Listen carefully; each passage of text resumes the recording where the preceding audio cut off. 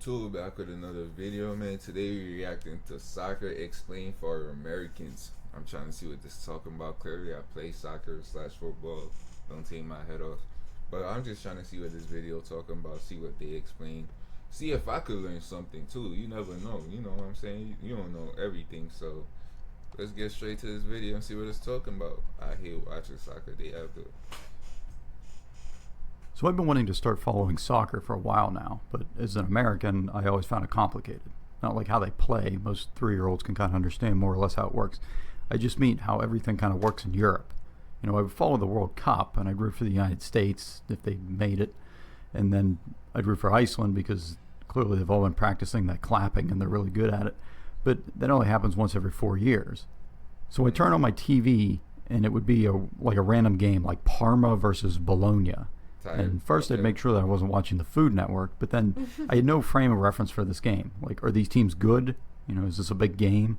Which one of these guys is Pele? You know, I didn't know. And I had all these other questions, like, you know, why are teams getting kicked out of leagues? Why are they all rolling around on the ground so much? How are guys getting traded to different countries? And why does everybody in the stands have a scarf? So a few months ago, I tried to start figuring it all out, and I started watching some matches. That's the first thing. They aren't soccer games. They are football matches. And I bought FIFA for my Xbox, and I bought a scarf and a vuvuzela because that's like the rules or something. So anyway, this is all the info that I wish I'd known a year ago. This is my crash course of translating soccer into American. Okay. I'm going to assume that you kind of know the rules. The biggest difference between American sports is how offsides works and the clock. Lots of people get upset about the clock. It goes up instead of down. Get over yourself. It doesn't really matter. Facts. Americans also get mad because the clock doesn't stop and games pretty much end whenever the ref feels like it. Yep. And you actually adjust to this pretty quickly. The game's an hour and a half long. You'll have your chances to score, and if you can't score, then it's not the clock's fault. Yep. Some people, and when I say people, I'm referring both to discussions I've had with other Americans as well as like myself 6 years ago. So people think soccer is too slow. And when Americans look at a soccer field, something in our minds, we think that it's like playing hockey or playing basketball just on a big grass field. Yeah, no. And in those sports, guys like go full tilt a lot, like most of the game. So when two players are just standing there passing the ball back and forth, we wonder, like, why aren't they trying to move forward? Just go. And on the other side, we expect the defenders to be attacking the guy with the ball rather than just standing 5 feet back and letting him do what he's doing. The key difference is that football pitches are much larger than basketball courts. He's learning. He's learning. Rinks.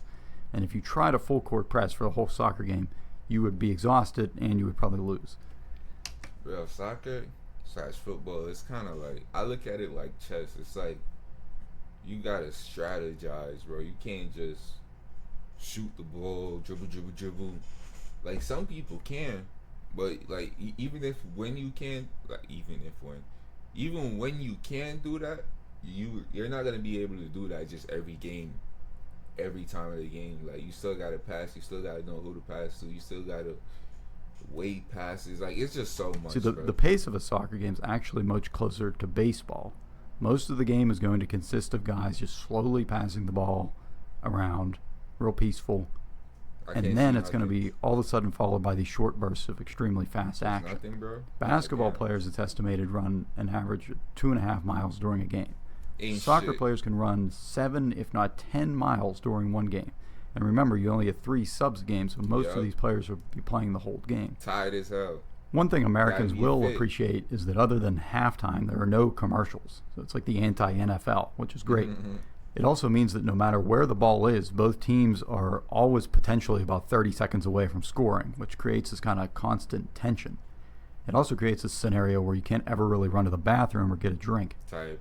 Soccer players seem to have a reputation for being lazy in the U.S. because they don't always pop right back up after going to ground and get right back into play. Certainly some players do embellish things and some go over the top, but I don't really think that on the whole it's quite the issue that people make it out to be. So they get made fun of in Europe too. So here's a fun experiment to try the next time you have a few minutes. Go to like a local field and then quickly jog laps around that field for like 10 minutes. And then suddenly sprint down the middle of the field as fast as you can. And when you're halfway up the field, while you're still sprinting, have one of your friends just shove you over onto the ground. And if you can pop right back up and keep sprinting, then you can keep complaining about those guys. Yep. A lot of the time, they're just taking a little rest. And everyone will either just keep playing around them, or both teams will be. And like, don't forget, we don't have like timeouts. Like you can't time out in the middle. You get a halftime and that's it, bro. That's the only timeout. Like you don't a get. little tired, so who cares? You don't it's get not a Matthew breaks. Riley novel out there.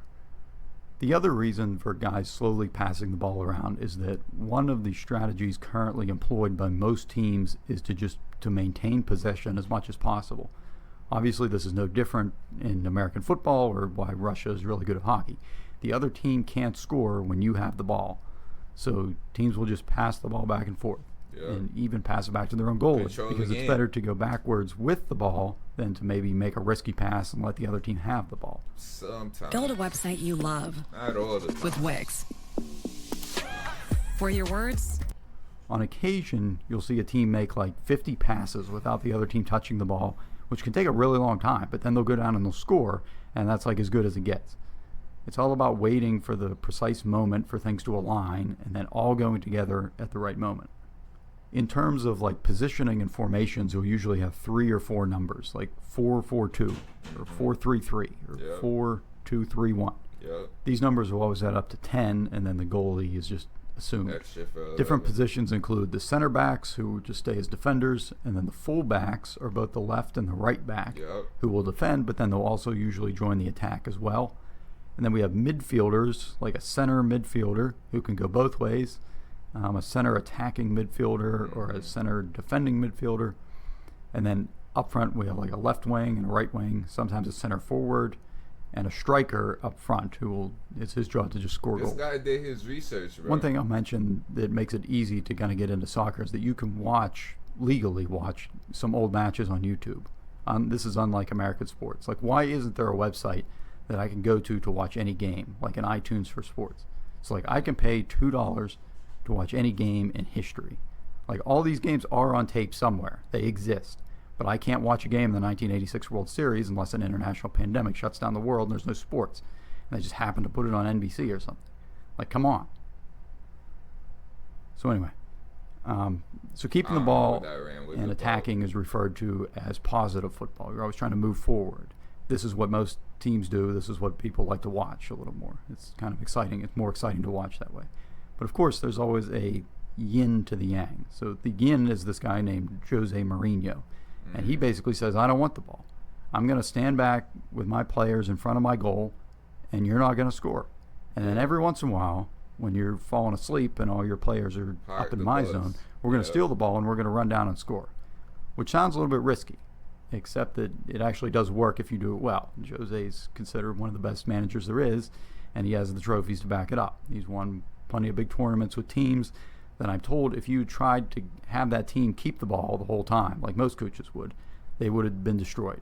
They were too old and they just would have got worn out and wiped out. But by Jose playing Mourinho? this negative defensive strategy, they were able to win.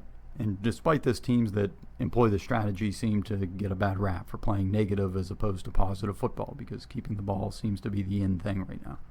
So obviously there's more thought that goes into it than I've described here. Like Diego Simeone and Atletico Madrid has been using this negative strategy for years, and they've been successful with it. On the flip side, the guys who've risen to the top playing possession football are also widely sought after. Two of the most well-known coaches right now are Jurgen Klopp and Pep Guardiola. And I highly recommend watching the series All or Nothing about Manchester City on Amazon Prime. It's about Guardiola's team a few years ago. And it's quite clear from interviews with these guys that they're quite thoughtful and well-traveled. I couldn't name a single baseball manager who can speak 3 Shout out languages. to my boy Pep, bro. I Speaking love of you, Manchester bro. City, they play in England. There are 4 main football countries in Europe. There's England, Spain, Germany, and Italy. Okay. England has the Premier League, Spain has La Liga, Germany has the Bundesliga, and Italy has Serie A. Yep. So to take one country, they're all the same, but to take one country, England, the Premier League consists of 20 teams. Every team plays every other team once at This home guy and once did his away. research, bro. And Shout these out leagues to don't him. have playoffs. You get 3 points for a win, 1 for a tie. The team with the most points at the end of the season wins. Yep. And this can and has come down to the final day of the season before. In the U.S., our leagues pretty much have the same teams every year. So if you suck And even if you start to lose on It purpose, don't matter. you actually get rewarded with the Yeah. top draft pick the next year. Yeah, If bro. you finish in last place I in one of didn't these even leagues, think they of that. literally kick you out of the league. I didn't even But think of they that. call it relegation Yeah. because that's a nicer sounding Relegation. word. Yeah. Before we keep going, here's a quick aside on the MLS. Major League Soccer is the top league in the United States. It's different in many ways than the European leagues. There's no relegation, so the teams do stay the same from Yeah. year to year, I and don't there is like a that, salary bro. cap. Talent-wise, I guess globally speaking, it Yeah, seems it's to be just an not okay gonna be league, but there. certainly not on par with any of the European leagues. At all. So under the Premier League, which is at the At top, least we under got them is a Messi league now. called the English Football League Championship. The 3 teams who finish at the bottom of the Premier League are Mhm. relegated to the Championship for the next season and replaced by 3 teams from the Championship. The bottom 3 teams in the Championship are relegated to League 1. The bottom 3 in League 1 are relegated to League 2, whose losers go to the National League, whose Yep. losers are... nobody really cares about them except their moms at this part, but you Yeah. get the idea.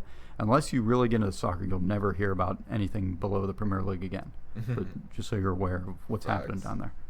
This system does a few things. First off, just because you're near the bottom of the standings, your games can still be extremely important. They still count because you're not trying to win the league anymore, but now you're trying to literally stay in the Yeah, league. trying to And the stay higher in. the league you're in, the higher the check you get from TV contracts. Yeah. So it's kind of a big deal.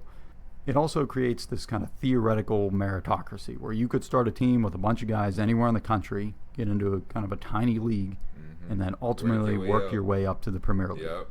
In reality, that'd be like trying to take a single A baseball team and work your way up to the majors, while the other better teams with bigger pocketbooks are trying to buy all your best players the whole way. Wouldn't But work. for the teams at the top, just winning the Premier League sounds pretty easy. You're playing maybe one game a week. But Living with opioid addiction can be a struggle. I Supplicate like with this guy, bro. counseling is He was for very, adults with like, moderate to he severe said he did opioid. his that's the research. catch. There's other things going on here. So there's also the Carabao Cup, which is a tournament open to the top 4 leagues in England. And then there's the FA Cup, which has been going on since like forever. Yeah. That Facts. it's literally open to every like team in England. Damn So over near. 700 teams entered this one tournament last year. Like imagine if every major and minor league baseball team had one giant tournament. Crazy. So could any team win? Yes, they could.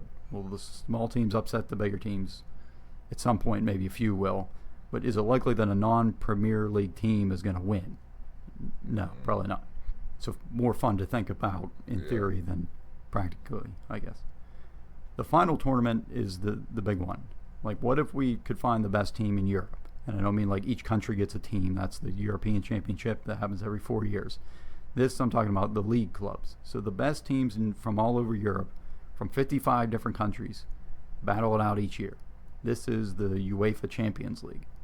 So as a side note on these acronyms here, FIFA is the organization that runs like big international tournaments like the World Yeah. Cup, and they help to coordinate things across different regions.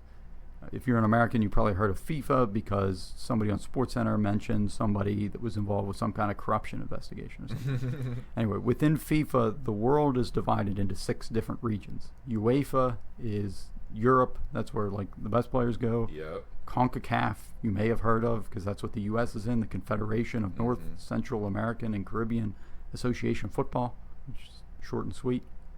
And then there's like the rest of the world. And each one of these groups has I didn't tournaments. know. See, I didn't know about these other names. Like I know a CONCACAF and the UEFA, but I ain't know a AFC, CFA. I said CFA, CAF, CONMEBOL. Never heard of it. I ain't gonna lie. With national teams and their league clubs, like the CONCACAF Champions League and the UEFA Champions League.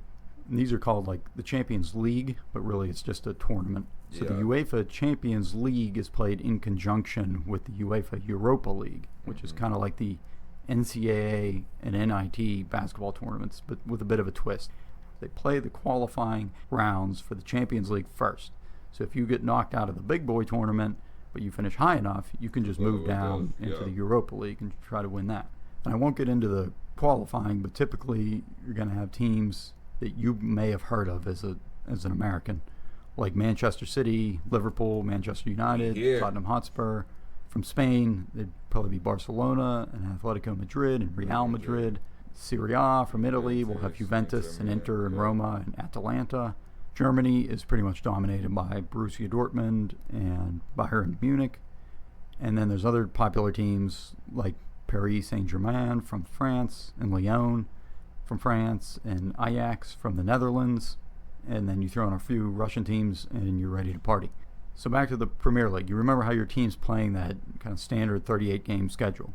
So now, also at the same time, you're competing in the Premier League, the Carabao Cup, the FA Cup, and the Champions League. And there's like a bunch of other small one-off games happening too. So even if you have the best team, you're still probably not going to win all these tournaments just because of the wear and tear. Yeah, you can. If you can win 3 trophies in a year, that's like special. Good. That's called a treble. If you win 4, that's called a quadruple, but that's pretty rare. Yeah. And so the biggest payday is for winning your league, although I, for some reason, find the Champions League is hard to beat for excitement. Yeah, Champions League. Even though you just can, lit, bro. soccer teams tend to trade players less than they do in the I think the Champions League is that lit because it's just like all these other teams from these other. I don't know. It's just different. Rather, teams will just buy players from their current club. So a contract is going to include your salary, obviously, but also something called a release clause, which is a fee that would go to the current club for that player. Mm-hmm. So while any team could negotiate a transfer fee with a player's current club, a release clause takes that current team just out of negotiations altogether. Yeah. So a baseball player, unhappy with the situation, he could demand a trade, and they might trade him and he'd be happy. But if they refuse to trade him, then he's kind of stuck. Mm-hmm. Whereas a soccer player could just find another team willing to pay that release clause. Yep. And once a team agrees to pay the clause, then they can just negotiate directly with that player. Obviously, the better player, the higher the fee is going to be, so the current club can go out and find a reasonable replacement. Another big difference is that while most sports in the U.S. have a trade deadline, and that's followed by a few weeks afterward where players cannot move to another team, soccer's kind of the opposite. So most of the time, you cannot move to another team. There are 2 periods a year called transfer windows that you can move during. So usually before and then halfway through the season. Yep. You could sign a new contract for another team whenever, but you can't actually start playing for them Gotta wait until for the that next transfer window. Yep. And the last thing in terms of contracts is that in the U.S., most leagues have a draft, but soccer's pretty much like the Wild West. So teams will sign players, or I should say kids, like into their youth academy very Literally, young, like yeah. 10, 8 years old.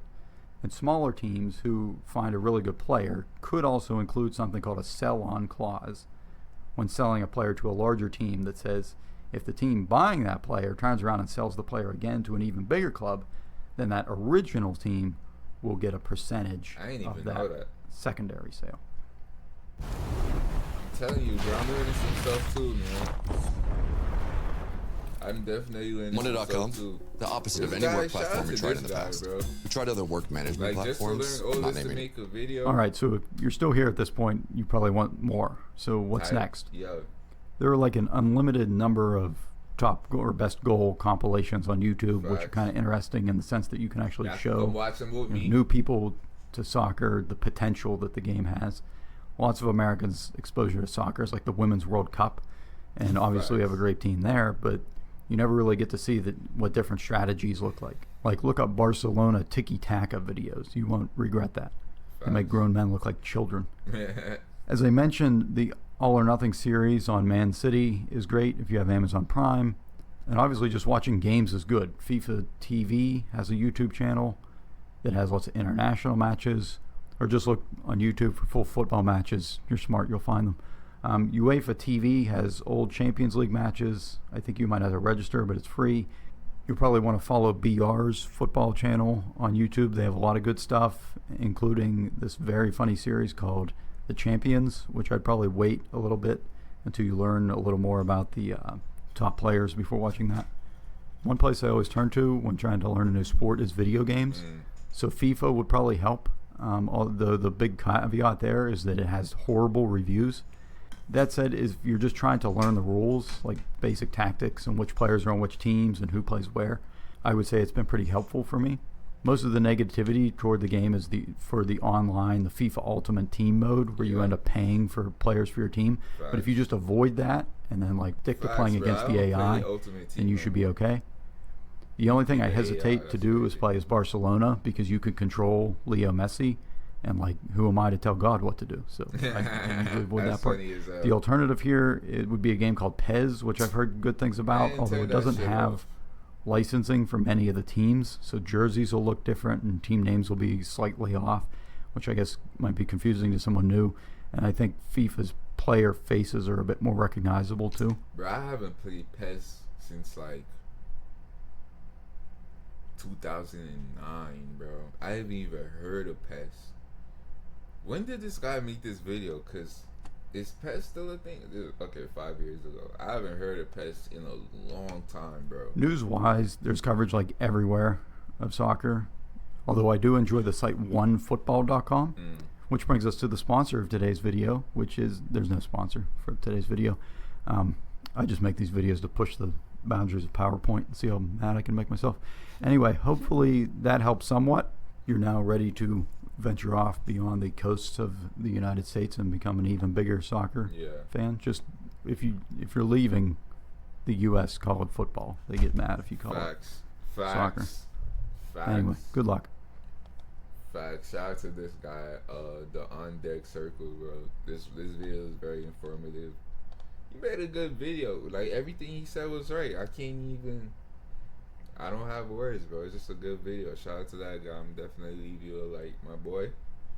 If you enjoyed the video, make sure you like, comment, share, subscribe, turn on post notifications. It's your boy Neo County, man. I'm out. Stay safe. Peace.